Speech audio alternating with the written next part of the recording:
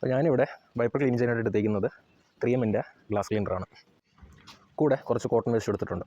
U can use cotton waste or microfibre cloth or banian waste. ഇതിൽ ഏതാണെന്ന് വെച്ചാൽ നിങ്ങളുടെ ആവശ്യാനുസരണം വീട്ടിലുള്ള വെച്ച് നിങ്ങൾക്ക് യൂസ് ചെയ്യാം. അപ്പോൾ ആദ്യം വൈപ്പർ ബ്ലേഡ് രണ്ടും ജസ്റ്റ് പൊക്കി വയ്ക്കുക. അതിനുശേഷം നമ്മൾ കൊണ്ടുവന്നതിനകത്ത് നിന്ന് കുറച്ച് പഞ്ഞി മാത്രം, ഇത് ഫ്രഷാണ്, അഴുക്കോ കാര്യങ്ങളൊന്നുമില്ല, ഇതിലേക്ക് നമ്മൾ ക്ലീനർ അടിക്കുന്നു, സേഫായിട്ട് വയ്ക്കുന്നു.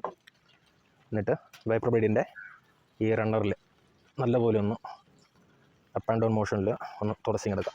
അപ്പോൾ ഞാനത് ചെയ്തിട്ട് 1 മാസത്തിന് പുറത്തായി. ഞാൻ എല്ലാ മാസവും ഒരിക്കൽ ചെയ്യുന്നതാണ്, അല്ലെങ്കിൽ ഡീറ്റെയിൽ ആയിട്ട് കാർ വാഷ് സമയത്ത് ചെയ്യുന്നതാണ്. അങ്ങനെ ചെയ്യുന്നതുകൊണ്ട് നമ്മുടെ വൈപ്പർ ബ്ലേഡിൻ്റെ ഐസ് കൂടും. അപ്പോൾ ഞാനത് ഒരു പ്രാവശ്യം തുറച്ചെടുത്തപ്പോൾ അതിലുണ്ടായിരുന്ന അഴുക്കാണ് ഈ കാണുന്നത്. അപ്പോൾ നമുക്കിനി ഈ പഞ്ഞി കളഞ്ഞിട്ട് ഒന്നും കൂടെ സ്പ്രേ ചെയ്ത് തുറച്ച് നോക്കാം.